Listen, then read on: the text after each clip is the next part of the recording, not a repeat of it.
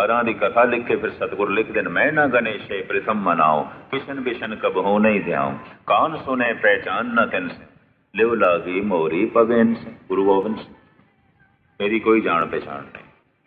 फिर लिख दे क्यों पे हो, संसार नूं जान पहचान हो जाए की सी पुराना धर्म, की सी, किस तरह लोकी धार्मिक जीवन व्यतीत करते सन, किस तरह लोकी नाम रस नूं प्राप्त करते सन, और किस तरीके नाले ब्राह्मण गलत अर्थ करते सन।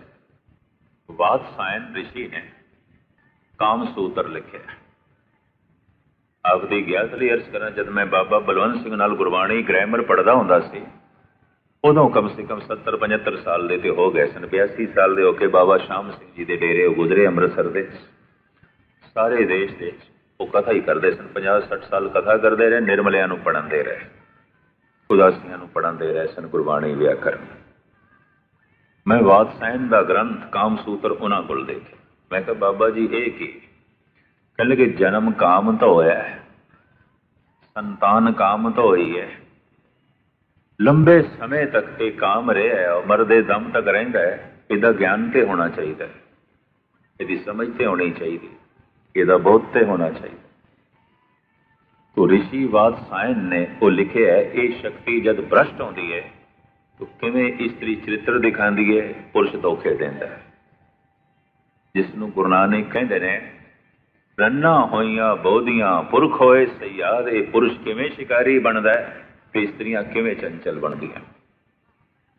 गुरु नानक कहे गए, वो वात्सायन लिखदा सारा, सारे दा सारा वात्सायन लिखदा है। उसका अनुवाद किया है तो पिठ उठे ने कई, ऐ जी दसम ग्रंथ नहीं पढ़ते, गुरु गोबिंद सिंह की बाणी नहीं है। हुण इन्हां नूं कौन दसे? जीवन दे चों पहले काम नूं कढ के दिखाओगे, जन्म ही काम तो होया है। काम की गल नहीं सुनने। गुरु ने की है, गुरु नानक ने की है, गुरु अर्जन देव जी ने सामने रखी है, भगत कबीर सामने रख देना। एक एक गल नूं खोलदा है, बड़े बाकमाल ढंग नाल खोलदा है। क्रोध नूं समझो, लोभ नूं समझो, हंकार नूं समझो, मोह नूं समझो, काम नूं नहीं समझना। जद के काम ही क्रोध बनता है, काम ही लोभ बनता है, काम ही हंकार बनता है, काम ही मोह बनता है। ये भी महर्ज कर दे, वरना कुछ भी नहीं है। शक्ति तो यही है, काम ही भगवान बनती है, काम ही संतान बनती है, काम ही नाम रस बनती है, और काम ही संसार का पसारा कर दिए, काम ही निरंकार का पसारा जीवन दे चों पैदा करता है। मूल तो यह है, इनू समझना नहीं, इनू जानना नहीं। शक्ति अदक हो गई है और होंदी है। अदक शक्ति चाहिए, वरना नाम रस किस तरह बनेगा? नाम जपना है, अमृत वेले उठना है, घंटा 2 घंटा वाहेगुरु वाहेगुरु जपना है। कथने अनाद ओंकाराद, परमात्मा की आद ध्वनि, ब्रह्मंड की आद ध्वनि की है। गुरु गोबिंद सिंह जी महाराज कहते हैं ओंकार, ओंकार घंटानाद, इन्हू कहते घंटानाद। घड़ियाल बजाने ना मंदिर दे, वो एक प्रतीक है, इशारा है। घड़ियाल बजा के अंदर जा सकते हो, नहीं घंटा बजा के अंदर जा सकते हो, नहीं नियम है। समझा रहे ने, आवाज करके ही राम दे मंदिर दे प्रवेश कर सकोगे, उंज नहीं। वाहिगुरु उच्चारण करके ही वाहिगुरु मिल सकोगे, उंज नहीं।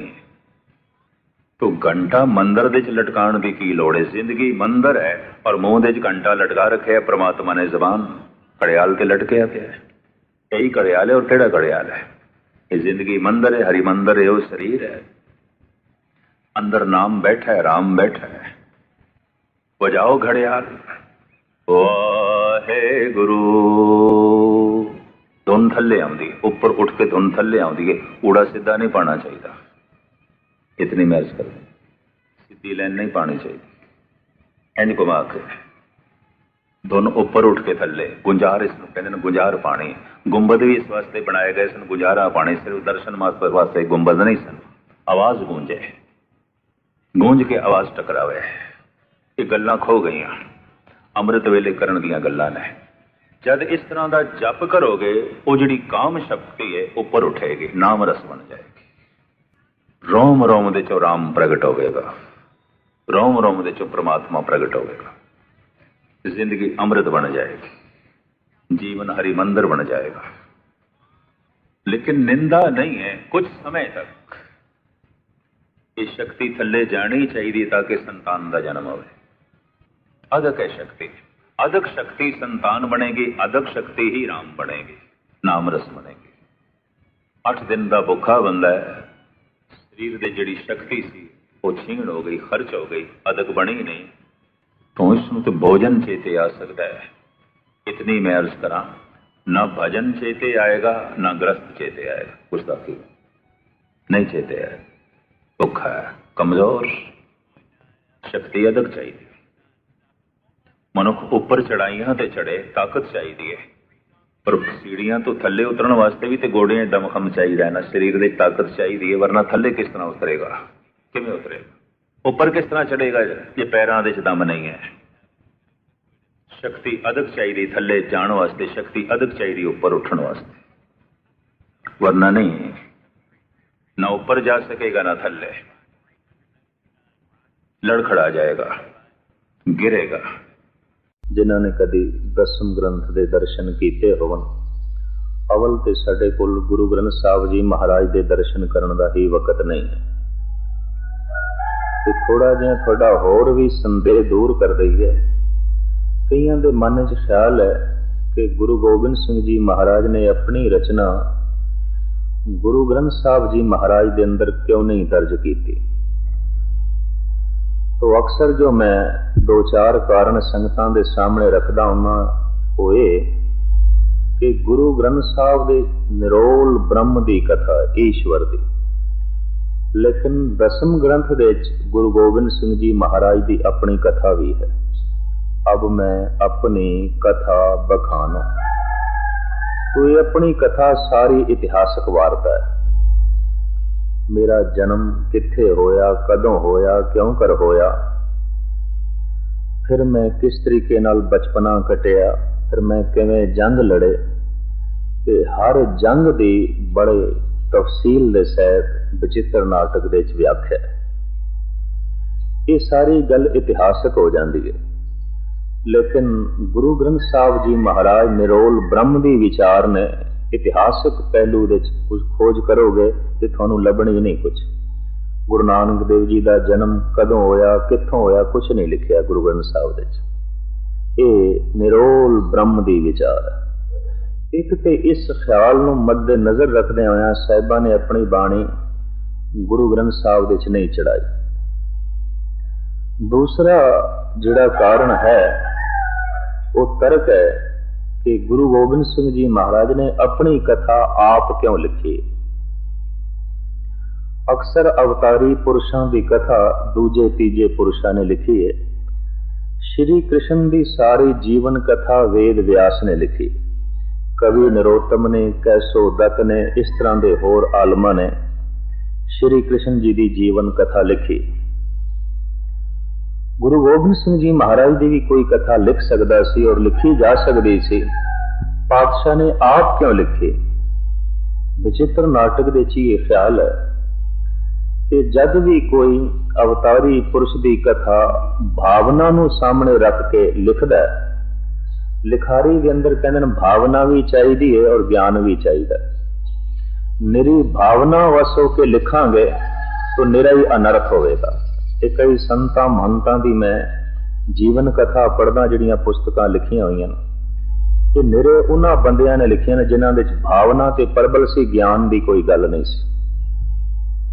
निक्की निक्की गल दे नाल भी करामातां जोड़ दित्तियां, भावना प्रबल है।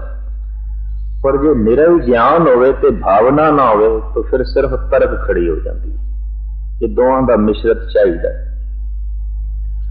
तो तुलसी जिस वक्त भावना दे बेग विच आया ते राम दे जीवन दे उत्ते वो छंद ते चौपाइयां लिखण लगा, उन्हें फिर राम नू साक्षात भगवान कह दिता, अपना इष्ट कह दिता। और हू बहु निरोतम ते कैसो दत्त ते सूरदास जद श्री कृष्ण की जीवन कथा लिखते हैं तो कृष्ण नू भगवान कहते। साहिबां नू इस गल का ख्याल से मतां कोई सिख भावना दे वेग विच आके मेरी जीवन कथा लिखे ते मैनू परमात्मा कह देवे, परमेश्वर कह देवे, ये गुरु गोबिंद सिंह जी महाराज की आत्मा नू ठेस पहुंचाने वाली गल होनी सी। लिहाजा उन्होंने स्वयं आप अपनी कथा लिखी और उस कथा विच ये अखर भी लिख दिते, जो हमको परमेश्वर उचर हैं ते सब नरक कुंड में पर है। परमेश्वर कोई व्यक्ति नहीं, वो एक शक्ति है, मैं व्यक्ति हाँ, साफ गल कह दी। जो हमको परमेश्वर उचरे ते सब नरक कुंड में परै, मुको दास तवन का जानो, या में भेद न रंच पछानो। कलगीधर पातशाह ने बड़े जुरत नाले अखर लिखे ने, जिहड़ा मैनू परमात्मा समझेगा कुंभी नरक दिख जाएगा, जिहड़ा मैनू रब आखेगा कुंभी नरक दिख जाएगा। जो हमको परमेश्वर उचर हैं ते सब नरक कुंड में पर हैं। फिर तुसी कौन हो, मुको दास तवन का जानो, या मैं भेद न रंच पछानो। मैं हूं परम पुरख को दासो, देखन आयो जगत तमाशो। मैं संसार का तमाशा वेखण वास्ते आया, उसदा दास हां, उसदा सेवक हां। और दरअसल अज नहीं ते कल या एक सदी बाद सारी दुनिया नू इस सच्चाई नू तस्लीम करना पड़ेगा कि व्यक्ति भगवान नहीं हो सकता। व्यक्ति आखिर व्यक्ति है, शक्ति ही भगवान है। जिहड़ा व्यक्ति उस शक्ति नाल जोड़े वो गुरु है, जिहड़ा अपने नाल जोड़े वो पखंडी है, वो झूठा है। तो 10 गुरु साहबान ने कभी सानू नहीं आख्या भी साडी मूर्ति रख के साडी पूजा करो, असी रब। किसी भी गुरु ने नहीं आख्या। हर गुरु ने शब्द नाल जोड़न की कोशिश की, उस शब्द दे नाल जिस दे निरोल परमात्मा की गल है, निरोल ईश्वर की गल है, निरोल प्रभु की गल है। और इस सच्चाई नू सहजे सहजे दुनिया तस्लीम करेगी, क्योंकि सच्चाई नू तस्लीम करने वास्ते बहुत वड्डा जिगरा चाहिए, बहुत विशाल दिमाग चाहिए। छोटे दिमाग का बंदा, छोटे दिल का बंदा सच्चाई नू ग्रहण कर नहीं सकता, क्योंकि सच्चाई नू समझण विच वो असमर्थ है। तो 10वें ग्रंथ इसकी गाहे बगाहे रचनावां कुछ मैं आप जी के सामने रखांगा। बहुत सोहने ख्याल जिंदगी के हर पहलू दे ते धर्म के हर नुकते दे गुरु गोबिंद सिंह जी महाराज ने उत्थे दर्ज कीते ने। गुरु ग्रंथ साहब विच उस बाणी नू दर्ज न करन दा 2 कारण मैनू दिसदे ने। एक तो साहिबां दी अपनी कथा है, दूसरा महाराज ने संस्कृत दे धर्म ग्रंथां दा टीका कीता, उलथा कीता। 10वें ग्रंथ का बहुत सारा हिस्सा वो है जिथे कलगीधर पातशाह आप कहते ने मेरे ख्याल नहीं ने, मैं तर्जमा किया, टीका किया। 10वीं कथा भागवत की पाखा करी बनाए, अवर बासना ना है प्रभ धर्म युद्ध के चाय। भाखा कहते टीके भी ये जड़ा मैं भागवत पुराण ये जो श्री कृष्ण जी की जीवन कथा लिख रहा, आपको पता हो 10वें ग्रंथ के रामा अवतार, कृष्णा अवतार, ये बाणियां भी हैं। 24 अवतारां की कथा भी है। ये अवतारां की कथा सारी दी सारी संस्कृत विच लिखी हुई सी ते ब्राह्मण सिर्फ ब्राह्मण नूं पढ़ांदा सी, क्योंकि उन्हां दा कहना सी भी संस्कृत पढ़ना सिर्फ ब्राह्मण का ही हक है, दूजे तीजे का नहीं। तो आम लोगों को पता ही नहीं चलता सी इन्हां धर्म ग्रंथां विच की है। पौंटा साहब विच बैठ के कलगीधर पातशाह ने जुरत की है, उन्हां तमाम धर्म ग्रंथां का उलथा कर छड़िया, टीका कर छड़िया, ताकि लोगों को पता चले बई की है। और कई अज सियाणे पुरुष हैरान हो जाते हैं बई एक रामायण गुरु गोबिंद सिंह ने भी लिखी है, जबकि एक तुलसी ते वाल्मीकि दी ते है, पर एक रामायण गुरु गोबिंद सिंह जी की भी है। जिथे भागवत पुराण लिखा हुआ ऋषि वेद व्यास का है, पर गुरु गोबिंद सिंह जी का भी लिखा। पर साहब साफ कहते ने मेरे ख्याल नहीं, 10वीं कथा भागवत की पाखा करी बना। ये मैं टीका कीता, भाषा सरल कीता, जो संस्कृत के धर्म ग्रंथ सन। कृष्ण जी की जीवन कथा लिख के फिर कलगीधर पातशाह कहते मैं न गणेश प्रथम मनाहूं, किशन बिशन कब हूं नहीं ध्याऊं, कान सुने पहचान न तिन स्यों, लो लागी मोरी पग इनसो। कृष्ण का नाम तो मैं सुनिया पर मेरी कोई पहचान नहीं ते ना पहचान करना चाहते। मैं कोई कृष्ण ते गणेश का पुजारी नहीं। ये लफ्ज आखण की गुरु गोबिंद सिंह जी को क्यों लोड़ पै गई? इस वास्ते भी चूंकि आप कृष्णा अवतार लिख रहे हैं ते भुलेखा ना पै जाए कि आप कृष्ण के पुजारी ने, भुलेखा ना पै। और आप दी ज्ञात वास्ते अर्ज करा, कईयां नूं भुलेखा भी पै गया। असी घट तवज्जा देने हैं कि संसार किस ढंग नाल साडे बारे सोचदा। सारी कृष्ण की कथा लिखण तो बाद कलगीधर पातशाह कहंदे मैं पुजारी नहीं। फिर क्यों लिख रहे हो? फिर सारे 24 अवतारां की कथा क्यों लिख रहे हो? दुनिया पता चले इन्हां की कथा की है। नहीं गल क्यों दुनिया में पता चले कि ब्राह्मण कहता है ये विद्या ब्राह्मण तो इलावा होर किसी को हासिल करने का हक ही नहीं। तो बाकी दुनिया जवांजी रह जाती भी की लिखे उन्होंने धर्म ग्रंथों च। एक महान मेहनत करके साहिबा ने फिर 10वें ग्रंथ ये बाणी उच्चारण की है, जिहदे 24 के 24 अवतारां की कथा आ जाती है। पर 24 अवतारां की कथा तो पहले साहिबां की अपनी कथा भी है। उस अपनी कथा नूं महाराज ने लिखा बचित्र नाटक, उस दे च सारी कथा। अकाल उस्तत दे च किसे राजे महाराजे की या अपनी कोई कथा नहीं। अकाल उस्तत सिर्फ अकाल की गल, रब की गल।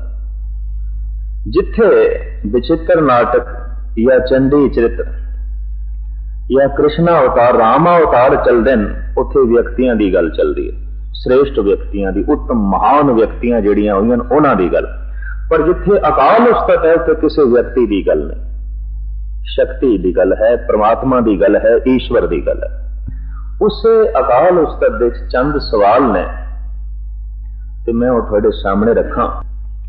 कुछ खुशकिस्मत सज्जन होणगे जिन्हां ने कदी कदी 10वें ग्रंथ का अध्ययन किया होगा, और ये कोशिश भी करनी चाहिए 5-10 अंग गुरु ग्रंथ साहब जी महाराज दे रोज पढ़ने चाहिए। इतने दर्शन तो जरूर करने चाहिए ताकि साडा गुरुदेव नाल संबंध बनिया रहे, सतगुरु नाल संबंध बनिया रहे। जे असी दर्शन करने ही छड़ दिते, असी वाक लेना ही छड़ दिता, तो जैसे नवीं पनीरी अजकल कहती है, सानू तो पता ही नहीं गुरु ने की आखे, तो किधरे ऐसा कारण ना बन जाए। महाराज ने इन्हां सवालों च ये दसिया, मौत की है, जिंदगी की है, रब की है, माया की है, मन की है, बुद्ध की है, सूरमा कौन है, सुंदर कौन है, भक्ति का फल की है, दाता कौन है, ज्ञानी कौन है, विचार की चीज है, अविचार की चीज है। गालबन ये 150 के करीब सवाल हैं ते इन्हां सवालों की जिसनों समझ है ते जवाबों की जिसनों समझ है, समझ लो कि धर्म के सारे पहलुओं की सूझ-बूझ उसनों मिल गई, उन्हें सारी की सारी गल समझ ली। जैसे कि 10वें ग्रंथ के ये सवाल तो हैं, इन्हां दे नाल जवाब कोई नहीं। कई विद्वानों का यह ख्याल है कि कलगीधर पातशाह ने सूक्ष्म रूप दे इन्हां ही सवालों के अंदर ही जवाब रख दिते, और ये खुद लभने चाहिए। ऐसा एक शब्द कबीर का भी है गुरु ग्रंथ साहब दे, सवाल ही जवाब है, जवाब ही सवाल है। कभी बगौर मुताला करके देखना, तीर्थ महात्मा लोगों को नहीं पैदा करते, महात्मा ही तीर्थ को पैदा करते। एक तलवंडी छोटे जिहा पिंड दे किसे महान रूह का जन्म हो गया तो ननकाना साहब बन गया। पहले किथे सी? तो पहले कोई तीर्थ से, एक निक्का जिहा कस्बा से, एक निक्का जिहा पिंड से, पर अज वो तीर्थ है। अयोध्या राम के जन्म तो पहले भी से, पर किसने तीर्थ मनिया उसनों? पर जदों राम का जन्म हो गया, अयोध्या अज तीर्थ है। मथुरा कृष्ण के जन्म तो पहले भी से, पर उसका जन्म होया तो मथुरा अज तीर्थ बनी पई। किसे थां ते किसे महान पुरुष का जन्म होवे, थां तीर्थ बन जाती है। किसे थां ते महान पुरुष अपने प्राणों का त्याग करे, थां तीर्थ बन जाती। पवित्र होन ਚਾਂਦਨੀ ਚੌਕ ਵਿੱਚ ਗੁਰੂ ਤੇਗ ਬਹਾਦਰ ਸਾਹਿਬ ਨੇ ਡੋਲਿਆ ਤੇ ਸੀਸਗੰਜ ਗੁਰਦੁਆਰਾ ਇੱਕ ਤੀਰਥ ਖੜਾ ਅੱਜ ਵੀ ਪ੍ਰੇਰਨਾ ਦਿੰਦਾ ਹੈ। तो इस तीरथ ने इस थान ने गुरु तेग बहादुर साहब को पैदा किया कि गुरु तेग बहादुर साहब ने उस थान को जन्म दिता। गुरु तेग बहादुर साहब जी की शहादत ने उस तीरथ को जन्म दिता। जिथे दरबार साहब बने हरिमंदिर साहब बने थां तो पहले भी से कभी इतिहास पढ़ो इस थान संगणी आबादी विच बदलण का ख्याल सब तो पहले गुरु अमरदास साहब जी के हिरदे च आया। कम शुरू किया है गुरु रामदास साहब जी ने और कम मुकम्मल किया है गुरु अर्जन देव जी। ख्याल गुरु अमरदास साहब जी का भी इत्थे संगनी आबादी का एक शहर वसाना और गुरु रामदास साहब के टाइम ही काफी संगनी आबादी हो गई सी। वसदी सगन अपार अनूप रामदासपुर। फिर आखोगे मैं अछूते विषय नूं छोया गुरु नानक दी बाणी नूं लैके मैं इस अछूते विषय नूं छोया इस वास्ते कि समझो भारत अजे सैक्स प्रधान देश नहीं है। ये सारे देश डुब गए ने और घर घर मैं देख के दंग रह गया। सवेरे शादियां पई होंदे ने आनंद कारज पे होंदे ने शामी तलाक पे होंदे ने डाइवोर्स पे होंदे ने। अधिक शक्ति की सही वरतों नहीं हो रही। जब तब तो है नहीं तो रिश्तियां च पकियाई आ जानी सी। पत्नी देवी बन जानी सी ते पति परमात्मा बन जाना सी। घर हरिमंदिर बन जाना सी। पर चूंकि शक्ति का इस्तेमाल ठीक नहीं होया तो पत्नी डायन बन गई है पति भूत प्रेत बन गया। यही कुछ हो गया। पति कहता केड़ी डायन मेरे मथे लग गई ते पत्नी कहता उदा कहना ये केड़ा भूत आ गया कर दे घर नूं वक्त पा छड़े नरक बन गया। और की नहीं पत्नी ते बने देवी पति बने देवता परमात्मा। घर ते हरिमंदिर बन जाना चाहिए। घर ते धर्मशाला बन जानी चाहिए। पर इस शक्ति की वरतों ठीक होवे तां धन गुरु नानक देव जी महाराज कहते हैं इसकी वरतों ठीक हो सकती है। अगर गलत वरतों हुई शक्ति अधिक है अधिक शक्ति काम बनेगी वासना काम बनेगा लोभ काम बनेगा अहंकार। जिसने अहंकार की थोड़ी जी पूर्ति की थी उससे आ जाएगा मोह। जिसने रोक खड़ी की थी आएगा क्रोध। अधिक शक्ति जो बनी है लोभ पूर्ति ना हुई तो बनेगी क्रोध। ये अधिक शक्ति जो काम दिए बनी है वासना जो पूर्ति ना हुई तो बनेगी क्रोध। काम क्रोध काया को गाले ज्यों कंचन सुहागा डाले। जिवें सुहागा सोने नूं डाल के रख देंदा है ये शक्ति जिंदगी नूं तबाह करके रख देगी बर्बाद करके रख देगी। आप सुन के हैरान होवोगे। मैनू हुण न्यूयॉर्क दे एक डॉक्टर ने दसिया और इस तो पहले मैंने उसका स्वयं ज्ञान सी। मैं भारत के धर्म ग्रंथों की स्टडी की थी गुरु नानक की बाणी नूं गहराई नाल देखिया भी 80% जिहड़े पागल ने तो इस वास्ते पागल ने कि उन्हां दी कामक शक्ति दुर्वरतों हुई उसकी सही वरतों नहीं हुई। दिमागी संतुलन डावाडोल हो गया। वो काम शक्ति लोभ बनी तो किसी ने लोभ ने संतुलन डावाडोल कर देता है। काम शक्ति हंकार बन गई तो हंकार ने संतुलन डावाडोल कर देता है। अधिक वासना ने संतुलन डावाडोल कर देता है। मैं 2-4 पागल खाने भी देखने गया सी सन वालवन 82 एक दफा और एक दफा 93 न्यूयॉर्क दे। दरअसल उत्थे एक दो सिंह डॉक्टर ने तो मैं तो एवं अपना ज्ञान बढ़ाने लिए गया। 2-3 पागलों को देख के मैं दंग रह गया। वो मैगजीन जेडे पे सन उन्होंने पढ़न वास्ते रखे सन भी जे कुछ चंगे किसी वक्त रुचि उन्होंने करे कि होश चान ते पढ़न।